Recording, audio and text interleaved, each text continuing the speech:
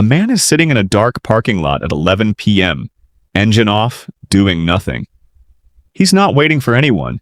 He's just sitting there. He'd spent $310 he didn't have on a car repair, and he wasn't ready to drive home and look his own bank account in the eye. That man is 23. His checking account reads $214. By the end of this video, that same account holds 6 figures. Not luck. Not a secret. One decision made in that parking lot. So small it wouldn't show up if you were watching his life from the outside. Stick around, because the decision isn't what you think it is. Marcus grew up in a 2-bedroom apartment in Toledo, the kind of place where the heat got turned down in February because the bill said so. His dad worked warehouse shifts. His mom did hair out of the kitchen on weekends. Nobody sat him down and taught him about money. He absorbed it, the way kids absorb an accent. By 23, working logistics for $41,000 a year, he had a talent he never asked for. He could recite his checking balance without opening the app. It lived in his head, updating on its own like a smoke detector wired in young. Impossible to switch off even once the fire's out. Here's what nobody tells you about growing up broke. It's not the shortage that leaves the mark. It's the arithmetic. The endless involuntary math running underneath every day. 7 months into that job, his Civic needed a new transmission. $1,380. He had $1,600 saved. He paid it, and the account sat at $220 for 2 weeks. Nobody saw those 2 weeks. The rice and eggs dinners, the birthday invite he turned down with "can't make it work" stuff, because the truth was he couldn't make a $40 tab work. Sitting in that parking lot afterward, one thought landed hard. I will always be one repair bill from zero. Not because I'm bad with money, but because I've never drawn a line anywhere. He didn't read a book. He didn't watch a seminar. He just sat with that thought for weeks. Then he did something that felt, at the time, almost irrational. Marcus opened a savings account at a different bank. He transferred $500 in, didn't link a card, didn't set up transfers, and made a rule. This money doesn't exist. Not for emergencies, not for opportunities. It's a wall, and walls don't move. That's the distinction most people miss. An emergency fund is money you save to spend when things go wrong. This was money he saved to never spend. The first month was miserable. Every old instinct screamed, "What if you need it?"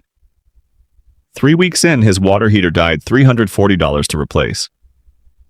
He paid it from his regular account, not the wall. It hurt. It was supposed to. By month 4, a small tax refund came in, $210. Instead of it vanishing into groceries the way windfalls always had, he sat with it a full day, then added $150 to the wall. A week later, he grabbed the $9 coffee instead of the $5 one without doing the math first, and noticed himself noticing. Like wearing a jacket that wasn't his yet, but fit. 14 months in, tickets went on sale for a band he'd wanted to see since high school. Reunion tour, 1 night only. $260 with fees. He opened the wall account, stared at the balance for almost 5 minutes, and closed the app without buying. To this day, he doesn't know for sure it was the right call. He just knows the wall held. By the 2-year mark, it held $6,100. Unremarkable in size. Remarkable because it had never once gone backward. Around then, a small raise came through, and a coworker leased a new truck, spending a whole lunch describing the payment with tired pride. Marcus recognized it because he'd been running his own quieter version.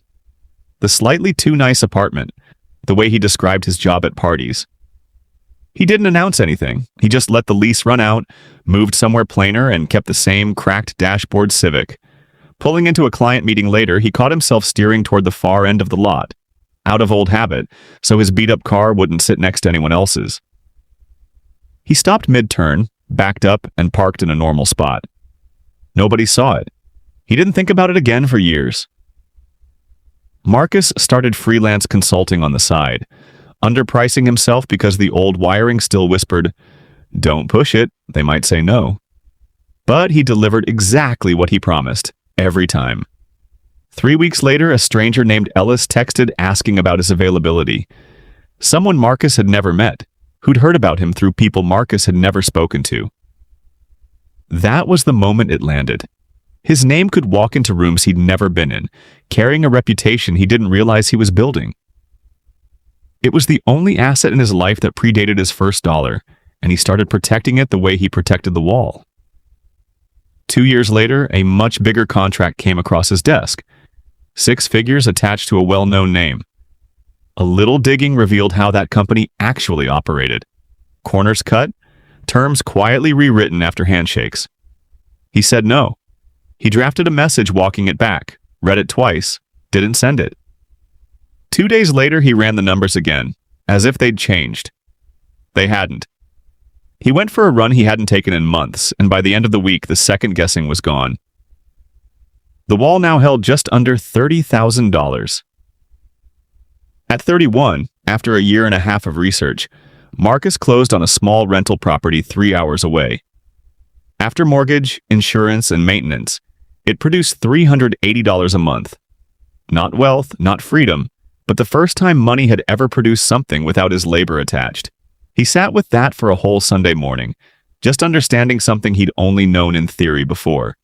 Once you start making decisions on a 10-year horizon, the people you love are often still making decisions on a 10-day one. Not from recklessness, but because the pressure to keep up is invisible and constant.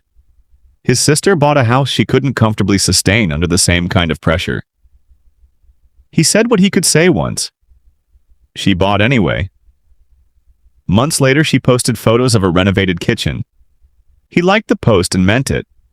He just couldn't unsee the second mortgage underneath it. His cousin called again too, the same call every 8 months from a financial structure that was never built to hold anything. Marcus helped because family. It never fixed the structure. Seeing 10 years down the road isn't a gift. It's a quiet, nameless kind of grief. Watching people you love head somewhere you can see clearly, knowing no sentence will make them see it too. At 37, Marcus's net worth crossed $290,000. He visited his parents. Same house, same linoleum, same fridge hum he'd fallen asleep to as a kid. His mother asked if he was saving. He said yes. She said good, keep saving. Sitting at that table, he realized there was no vocabulary in that kitchen for rental yield, or a decade untouched wall of savings, or a real option to walk away from a paycheck. Not because his parents wouldn't understand, but because that house was built for a different problem. Survival, month to month. It never needed language for what came after because nobody in the family had gotten there before. He was the first. Nobody chooses that. You just keep making the next decision until you're standing somewhere the old map never drew. Marcus still drives a version of that same beat-up Civic. The dashboard crack is still there. He stopped noticing it years ago. He only remembers it exists when someone else gets in the car and their face changes. He thinks sometimes about that man he wasn't yet. The 23-year-old sitting alone in a dark parking lot at 11 p.m., convinced the number in his account defined him. It didn't. The number was never the point. The wall was the point. The one decision, made quietly that nobody else could see, and that he almost talked himself out of 100 times. If there's one thing to take from Marcus's story, it's this. You don't need a windfall, a mentor, or a lucky break to change your financial life. You need one number you decide is not for spending, and the discipline to let that number just sit there, untouched, long enough for it to stop being a number and start being a floor. Build the wall, then forget it's there. Let it hold you up without you having to think about it, the same way it once held you back.